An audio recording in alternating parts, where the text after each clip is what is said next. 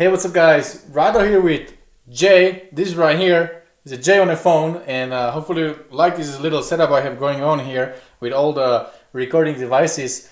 We are in the middle of the Corona crisis, and here in California, it's not easy, as you probably heard. Actually, it's everywhere in the world, so we're trying to do our best to stay safe. So today, Jay and myself will do this DIRTCAST in a little bit different way. Yes, a lot different way.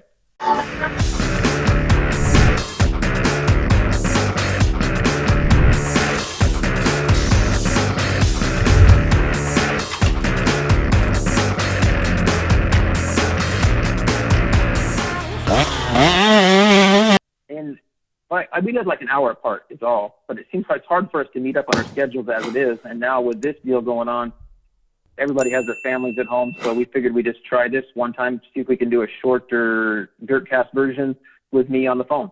Right. It's been guys. Jay, we did it in December last time, and it's April, so it's been like 4 months since we talked to you last time together with Jay, and then we wanted to do it, but we are both pretty busy. We've been having a pretty good year so far before the crisis, right, Jay? Yeah, that's the thing is. We were having a really good winter for us, both of us. I know you're doing well with work and with all your videos and things going on. And for me, it was great. We've had a great winter with a lot of rain.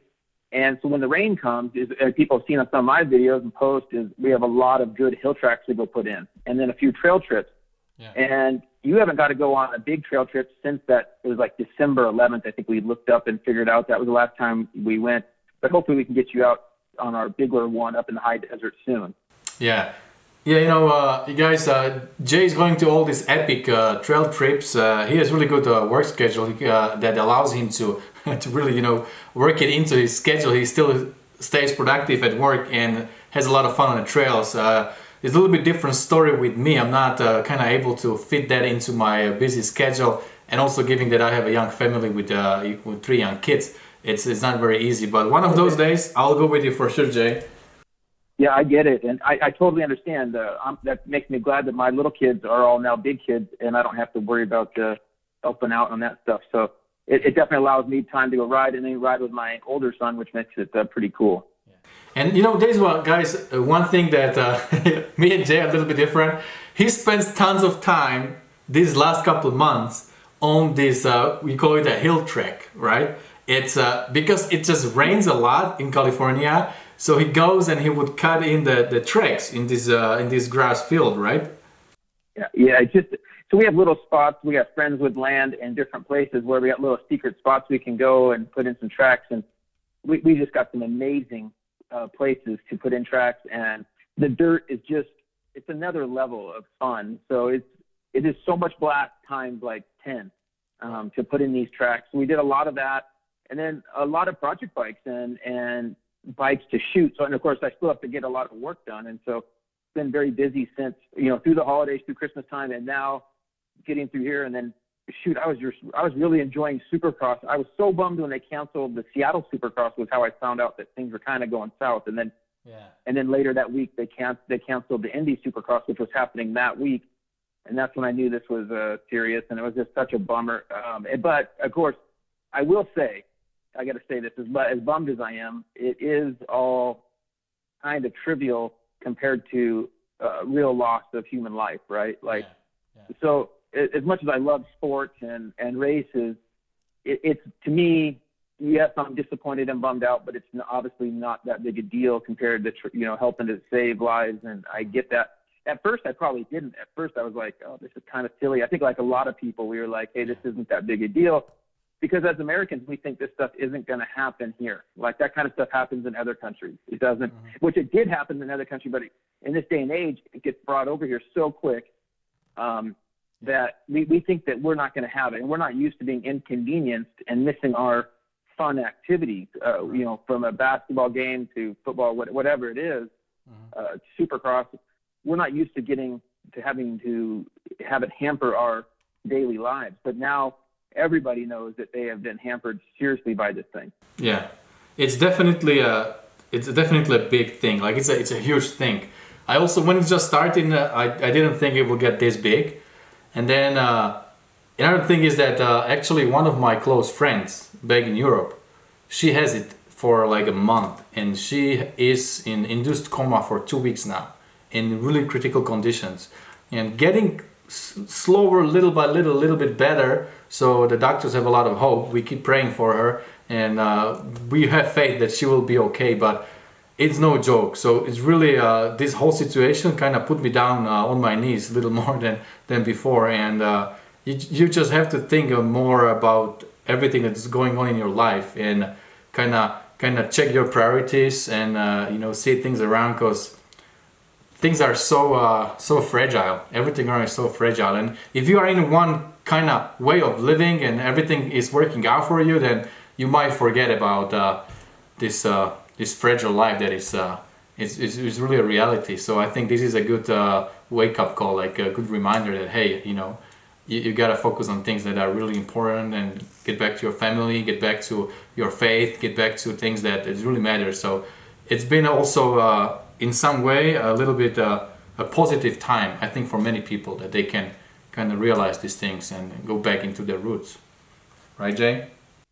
I agree, and I felt really bad, and now I've known a few more people that have been touched by this virus so far now, and it's very sad, and we were praying for your friend Mariah as well, and it's a little bit scary when you know somebody that knows somebody and all that, and nowadays if you know anybody directly, then you're like, oh dang, I need to stay quarantined to myself. So luckily we haven't been affected directly yet, but it's supposed to get worse here where we live, where both of us live, and it's supposed to get worse in this area, which is unfortunate. So, but on the positive side, because I don't want to be a big downer. Everybody's watching the news. I watch the news, and it's depressing and sad. Bottom line is, we all know what we're supposed to be doing: washing our hands, staying away from other people, and wearing masks. All those things we're supposed to be doing. And but a lot of people live out, kind of like you. You live out in the middle of nowhere, and you can go riding. Now, before this, let me back up a little bit. So I got 2 good trips in February, and then in March, went 2 different trips up to Utah on some trail trips, just quick trips. The first one went really good. It was a quick trip. I had a friend from Missouri out, so we took him up to St. George and just rode in St. George area, and it's just awesome stuff. I would send Rado videos from the top of the mountains when we just did some sand hill climbs. I would send him to him and try to tease him a little bit, but he didn't get to go. He was trying to go and was hoping to at the last minute. And then the next trip was getting close to this virus breakout, and we went to Green River, Richfield, and to St. George again, 3 places. And we were going to ride another day, but then this stuff with this virus started getting a lot more serious, because this was in early mid-March or whatever it was. And then all of a sudden it was like, okay, they're going to start closing down restaurants, and the hotels are like, we're not sure if you can stay, and those types of things. So we actually cut it a day short and headed home. But we got 2 good Utah trips in the winter, which is really fun. I mean, we're going to do some videos on 5-mile wash. 10-mile wash. Green River is what they call that place. And then Hurricane in St. George area.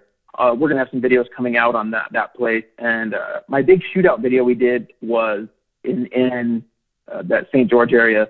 Really fun stuff. It's just so fun. So we're going to get Rado out there someday. Yeah, It probably won't be this year. We'll probably have to go next fall when things cool down. We can get up, because it's one of those places in southern and central Utah. You can't really ride there in the summer very well. It's just really hot and dry. So we'll want to go in the fall, like October, November, December. It gets really good.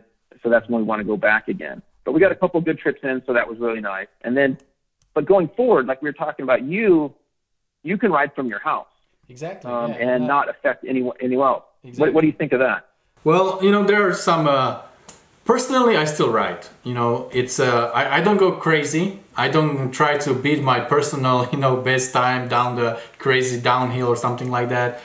But the way I see it, you need some exercise too to kind of boost your immune system, right? It's good to get your heart pumping, and it's good to get sweating a little bit. And this is the sport I do. This is my activity, and I can ride from my house, meeting 0 people, going on the trails that I know back and forth, because I've been riding these trails since I'm here, like 6 years. I'm riding these trails now. It's actually maybe 5 years I ride them, and I don't think it's a big deal some people say that, oh, what if you get hurt and then you will take a bed in a hospital that somebody else needs it for the coronavirus. So you know what? I don't. And I've heard that some, but I also have friends, at least right now in California.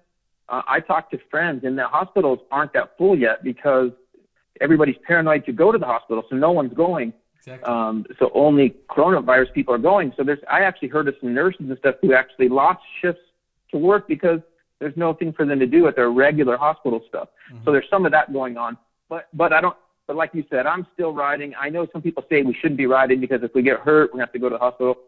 But like you said, I want to do some exercise. I've been trying to run a little bit on the days we're not riding, get a run in and keep, like you said, keep your lungs. You're supposed to be keeping our lungs as strong as we can.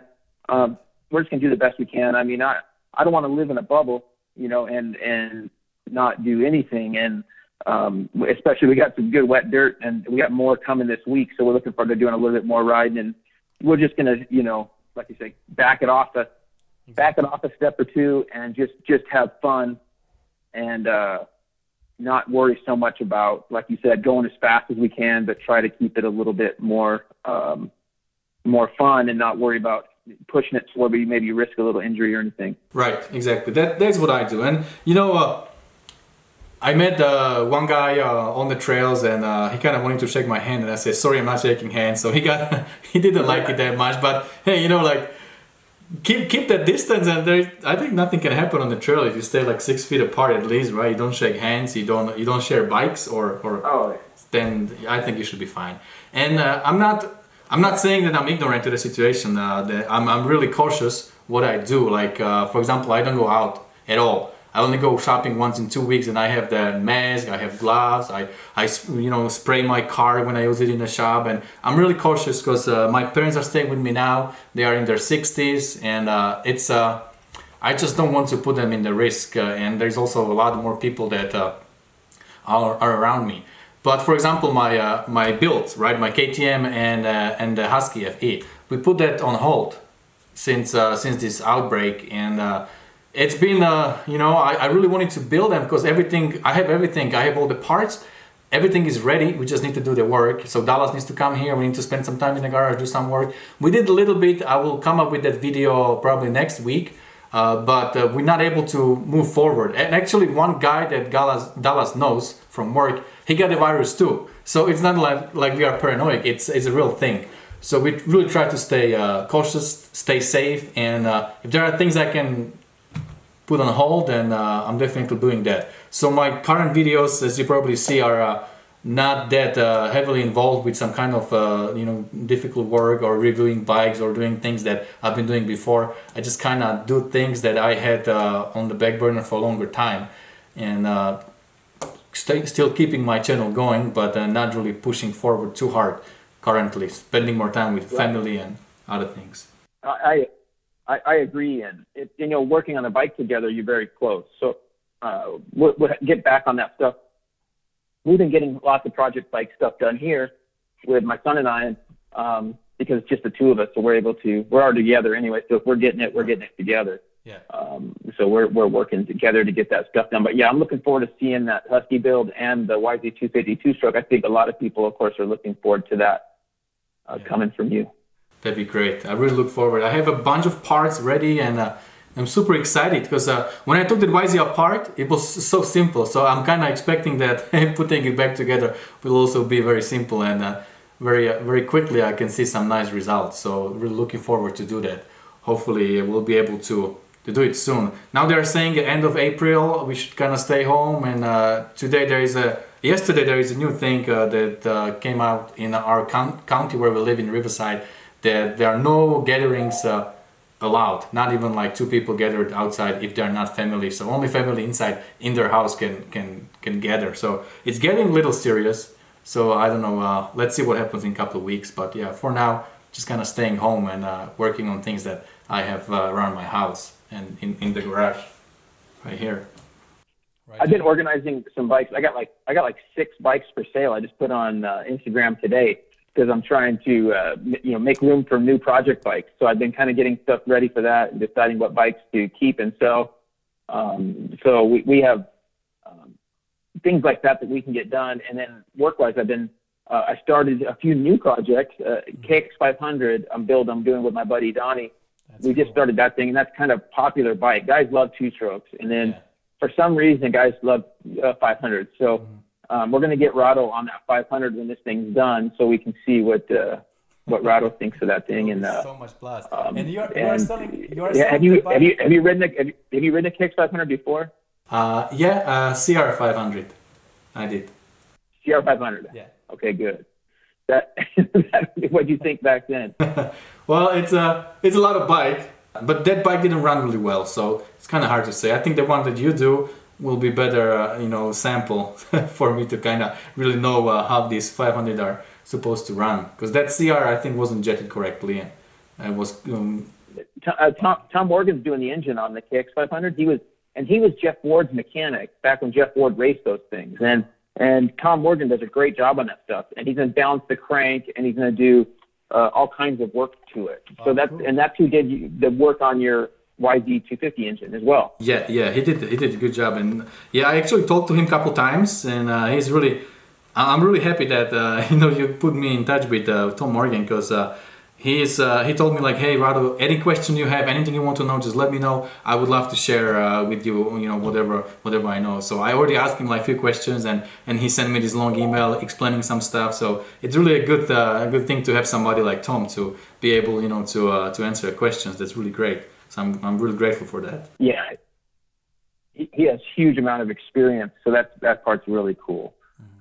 So that it's nice that we can do that, and I think that YZ250 is going to come out amazing. I think you're going to have a hard time. I know we talked about you're going to sell it right away so you can move on to your next project, but I think you're going to like that bike a lot. So you'll probably be on the fence. We'll see what happens.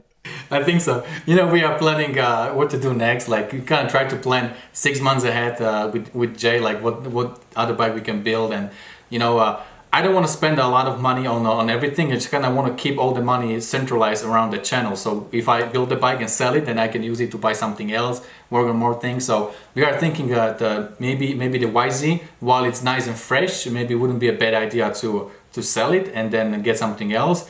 But I'm already checking some videos, other guys riding YZs, and on my last ride, the guy had a YZ.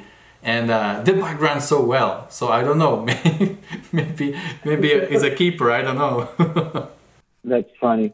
My next bike is I'm building a KTM 350 XCF. That's going to be a big bore. So it'll be a 366 350 XCF. And I'm building it from a bunch of parts. I bought an engine on OfferUp. I found an engine and all the electronics, and then I found a frame in Arizona for $600.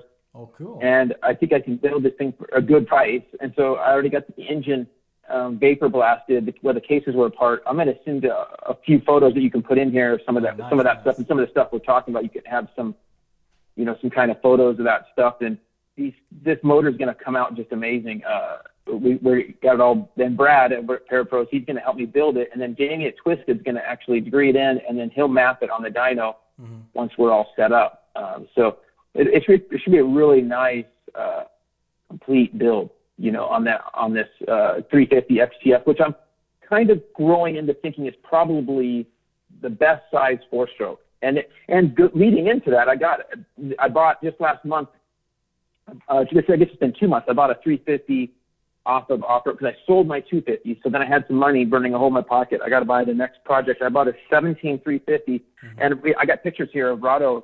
Got to ride it just real quickly one day when we just got it, and we went ahead and you're gonna be able to test this thing in the next week or so with cone valve suspension on it and map from Jamie Twisted with the Vortex in there, and see what you think of this 350. I think you're going to be like, hey, this is the bike I need. I have a feeling you're going to be like, I want a 350 for moto full time. Now, as far as trail bikes, I like the 350. But I still like the 300, man. Like you just had a video that came out just again, and you just talked about how 300 is the perfect size bike, whether it's an old one or a new one. Yeah, perfect. Exactly. It just really works for me. Also on the trails, being on 300, you have that bottom. You can also hit it in the hill climbs if you know how to ride hill climbs, which I'm still learning. But it's really a good size. I just love riding 2-strokes on those trails. But then if you go on something a little bit faster, like if you need to keep it pinned, I don't like the sound of a two-stroke going like 65 miles an hour. Somehow I feel that it's just not doing anything good to that engine. What do you think about that, Jay? Yeah, I definitely, here's the problem with that is that's where guys burn a hole in the top of their piston because they're not jetted. Most two-strokes make run good aren't jetted perfectly on top, because if you have them rich enough on top, they're not going to run very good where you ride most of the time. So if you're just riding wide open, 60 to 80 miles an hour or whatever, you got to have them jetted correctly, because obviously they raced two-strokes for years in Baja. That's what guys would race. Now they all pretty much are all on four-strokes. So, but back then they would have them jetted well on top so they could get away with that. So, I mean, I don't do a lot of that type of riding. Our trail riding is, more slower.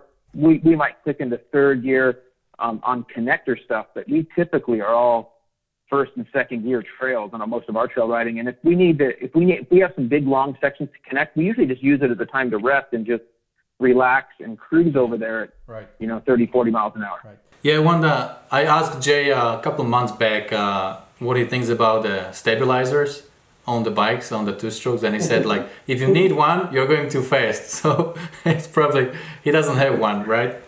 I don't run them. And there's people that do. I get that they do. But for me, I don't do that type of riding where I'm going to go that fast. I went out to the desert in early December with a friend of mine, older guy, who pre-runs the national courses. We had a great time out by Barstow.